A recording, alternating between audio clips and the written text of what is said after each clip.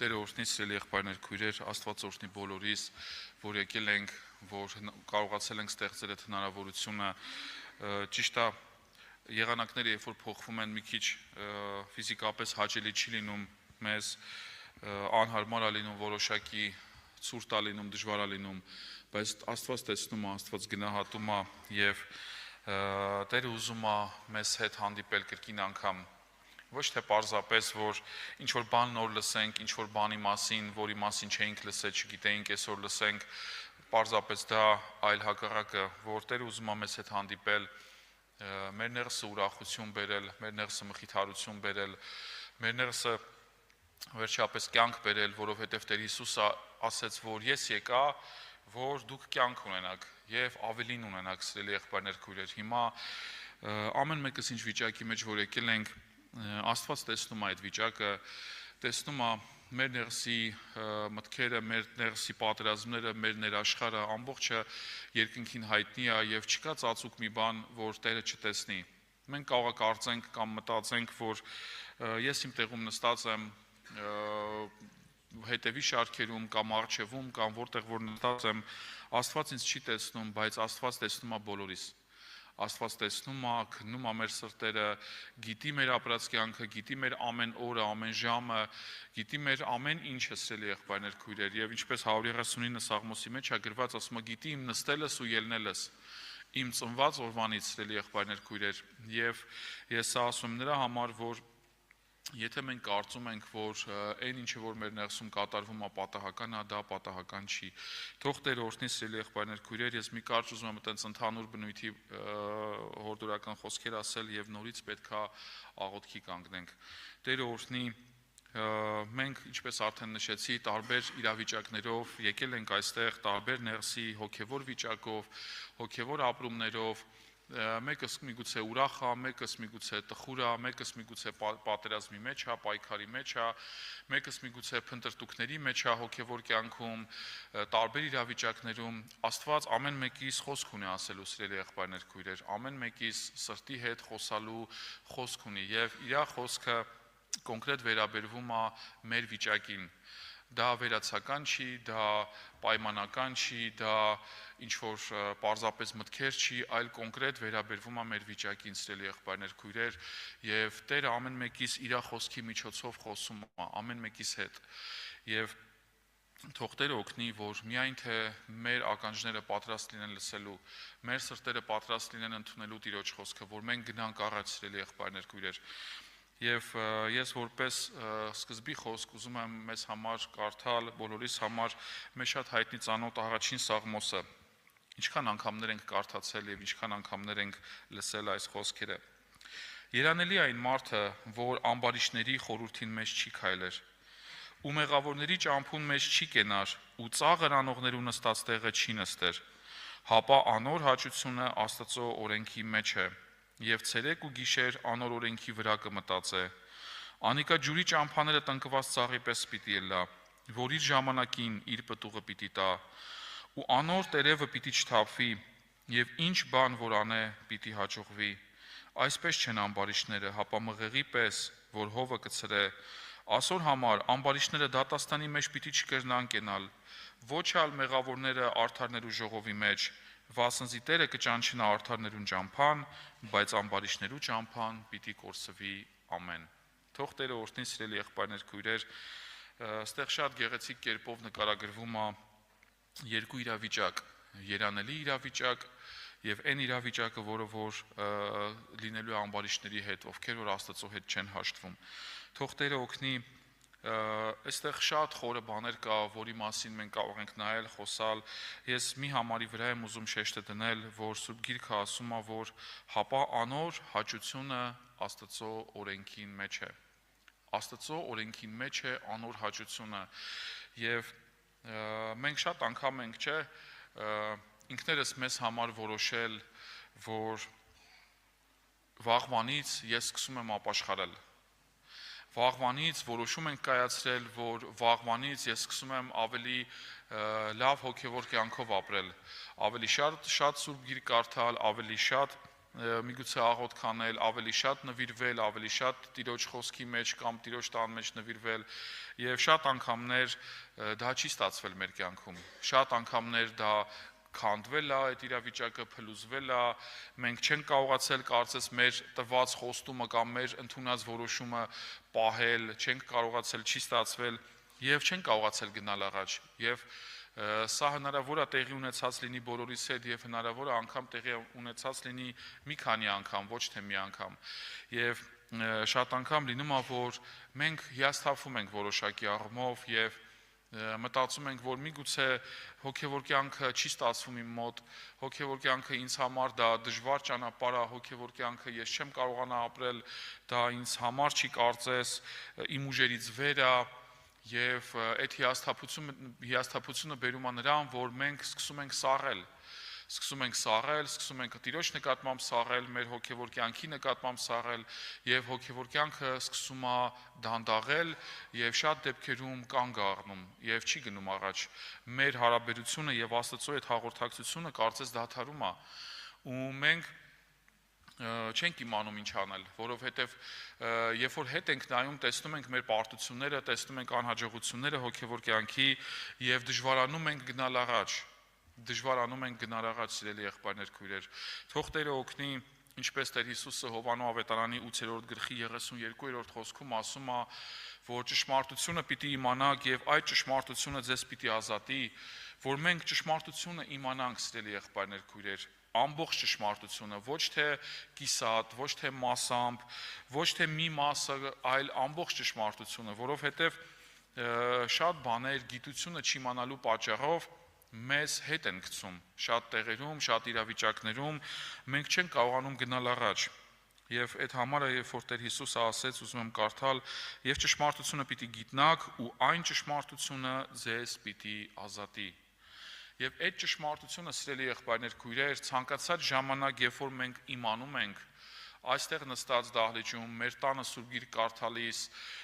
Աստծո խոսք լսելիս, կամ երբ որ Աստված մեր մտքերի հետ խոսում է, հենց այդ պահին այդ ճշմարտությունը մեզ սկսում է ազատել, սկսում է մաքրել, սկսում է մեր սրտերի հետ աշխատանք տանել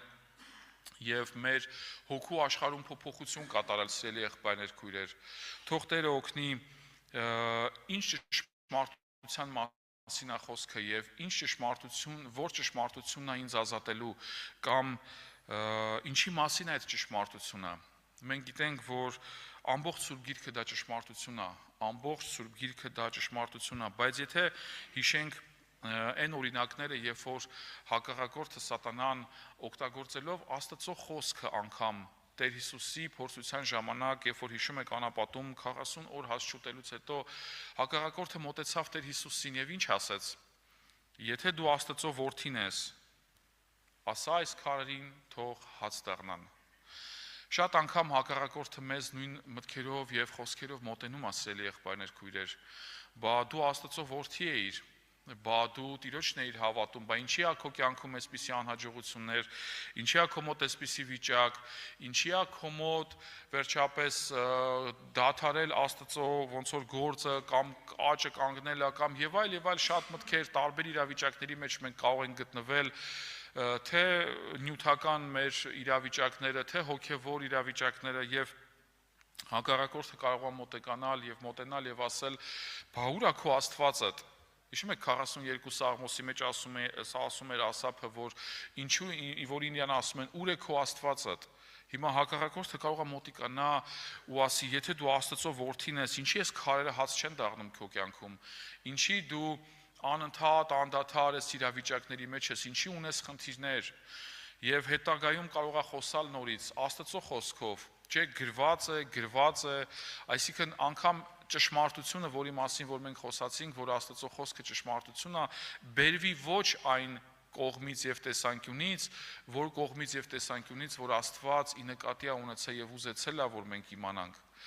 Այսինքն ճշմարտությունը մասամբ կիսատ եւ այլ կողմից ներկայացնելով հակառակորդը կարող է մեր կյանքում շատ կասկածների պատճառ դառնալ հավատքի մեջ թերահավատության, որ մենք ընկնենք թերահավատության մեջ, սայթակենք մեր հավատքի մեջ եւ հակառակորդի ուզածը հենց սա է։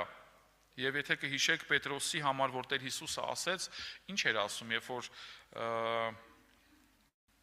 աշակերտների համար ասեց, սատանան ձեզ փնտրեց, որ ինչ անի,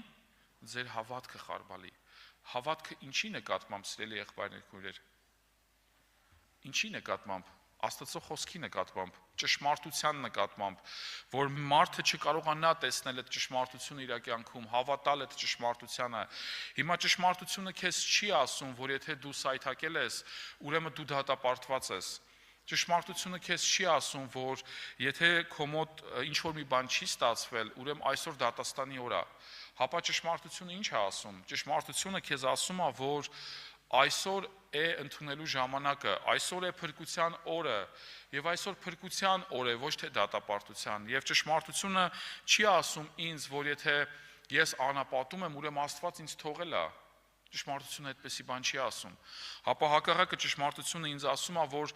40 տարի այդ օրինակով, Իսրայելի օրինակով, որ ասում է 40 տարի դուք պտտեցաք անապատի մեջ եւ ձեր կոշիկները չհինցան, ձեր կերակուրը չպակասեց, ձեր հանդերձները չհինացան, հապա այդ 40 տարի անապատի մեջ պտտվելով Աստված ձեր սրտերի հետ է խոսում, մեր սրտերի հետ է խոսում։ Եվ այս ամեն ինչի մեջ մենք Աստծո գործը պետք է տեսնենք, սիրելի եղբայրներ, քույրեր, որ մեր հավատքը նորոգվի, որ մեր հավատքը բժշկվի։ Մենք հավատքի մեջ շատ անգամ շատ ենք տկարանում, սիրելի եղբայրներ, քույրեր, եկեք խոստովանվենք ու տեսնենք, որ մեր հավատքը ինչքան է տկարանում։ Ոնց է կարծում աշակերտները, ովքեր որ Տեր Հիսուսին գրեթե ամեն օր տեսնում էին իրանց այդ 3.5 մոտավորապես տարիների ընթացքում, երբ որ Տեր Հիսուսը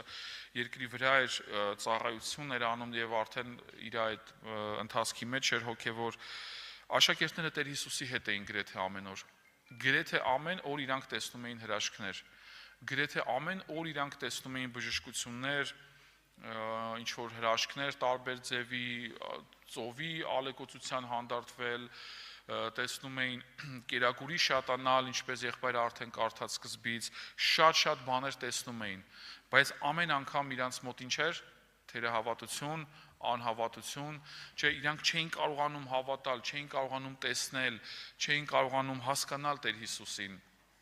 Ոնց է կարծում, մենք որ այդ ամեն ինչը չենք տեսնում, մենք որ այդ ամեն ինչը մեր ֆիզիկական աչքերով չենք տեսել, ինչքան չափով մենք էլ կընկնենք թերահավատությունների եւ անհավատությունների մեջ։ Ինչքան անգամ Տեր Հիսուսը հանդիմանեց, ասեց՝ ուր է ձեր հավատքը, ուր է ձեր հավատքը, բայց սա մենք պետք է հասկանանք ու տեսնենք, որ Աստծո խոսքը մեզ ցույց է տալիս, մեզ այդ հավատքի աղբյուրը Աստծո խոսքն է, սիրելի եղբայրներ, քույրեր։ Մենք շատ անգամ նայում ենք մեր վիճակին, շատ անգամ նայում ենք մեր ապրած կյանքին, մեր կարողություններին, աշակերտները կամ Տեր Հիսուսի աղաքյալները, աշակերտները ալեկոծության ժամանակ ոնց է կարծում, ինչի չէին հավատում, որ Տեր Հիսուսը կարող է ենթադրենք օրինակ այդ ծովը հանդարտեցնել, ինչի չէին ենթադրում, որովհետև համեմատում էին, որպես մարդ էին տեսնում, չէին հավատում ու չէին տեսնում, որ Աստծո ամբողջ լեցունությունը բնակվում է Տեր Հիսուսի մեջ։ Հիմա արդյոք մենք տեսնում ենք, արդյոք մենք հավատում ենք, արդյոք մենք այն կնոջ պես, որը որ Հովանու ավետարանի 4-րդ գլխում եկել էր ջուր քաշելու, ասում է, եթե գիտնաս, թե ով է ան, որ քո հետ կխոսա, եթե գիտնաս ու տեսնես Աստծո պարգևը եւ իմանաս, թե ով է ան, որ քո հետ կխոսա, կենթանի ջուր պիտի խնդրես իրանից։ Հիմա արդյոք մենք տեսնում ենք Տեր Հիսուսին, արդյոք մեր հավատքը թուլացել է, սիրելի եղբայրներ, քույրեր։ Պողոս առաքյալը հիշում եք, ասում է, պատերազմս պատերազմեցի եւ հավատքս պահեցի։ Հիմա եկեք, սիրելի եղբայրներ, քույրեր, թող Աստված մեր սրտերը իր Սուրբ Հոգով լցնի, իր ներկայությունով լցնի, որ մենք էլ զորանանք, որ մենք էլ չմտածենք, որ իմ մոտ եթե չի ստացվել ինչ-որ մի անգամ կամ մի քանի անգամ չի ստացվել, ես խոսք եմ տվել ու չի ստացվել, ես չեմ կարողացել իմ խոստումը պահել, թող իմ ծնկերը թուլացած ծնկերը ուժովնան, թող իմ հավատքը ուժովնա, նորոգվի, սիրելի եղբայրներ, քույրեր, որ մենք գնանք առաջ, ոչ թե նայենք այն տկարություններին, որոնք որ մեր կյանքում կան, որովհետև այդ տկարությունները գրեթե միշտ լինելու են, որովհետև այդ տկարությունների ժամանակ ենք մենք զորանում, այդ տկարությունների ժամանակ ենք մենք ուժովնում, սիրելի եղբայրներ, քույրեր, չնայենք դրանց, հապա Պողոսի պես մեր պատերազմը պատերազմենք, մեր հավատքը պահենք ու չկարծենք, որ եթե Պողոսը իր համար ասում է, որ հավատքը պահեցի եւ պատերազմս պահեցի, ուրեմն դա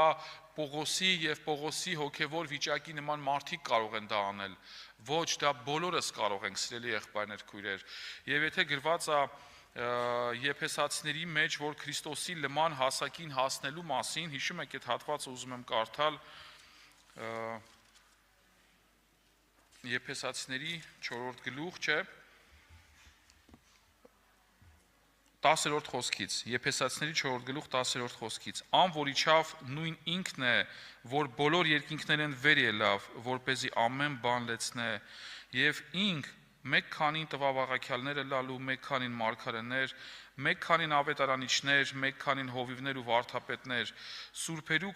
կատարելության համար, պաշտոնին գործին համար, Քրիստոսին մարմնին շինությանը համար, մինչև ամենքս ալ հասնենք հավատքին ու Աստծո որդի ճանաչելու միաբանությանը, կատարյալ մարդը լալու Քրիստոսի լման հասակին չափը ունենալու, որպեսզի ալ ասկե հետո տղա չլանք, երերած ու վարդապետության ամեն հովերեն ազդին անդին տարուբերած,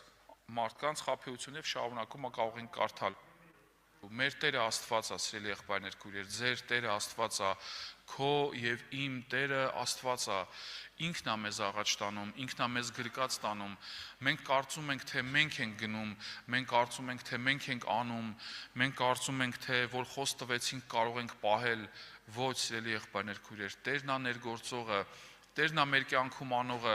ինքն է մեր հավատքի առաջնորդը, մեզ մնում է միայն նայել հավատքի առաջնորդին ցանկացած իրավիճակում, ցանկացած եւ հիմա այդ ճշմարտությունը մեր սրտերում կատարում է այդ ազատագրությունը, կատարում է ճիշտ, որ մենք մեր միտքը ուղղվի, մեր միտքը նորոգվի,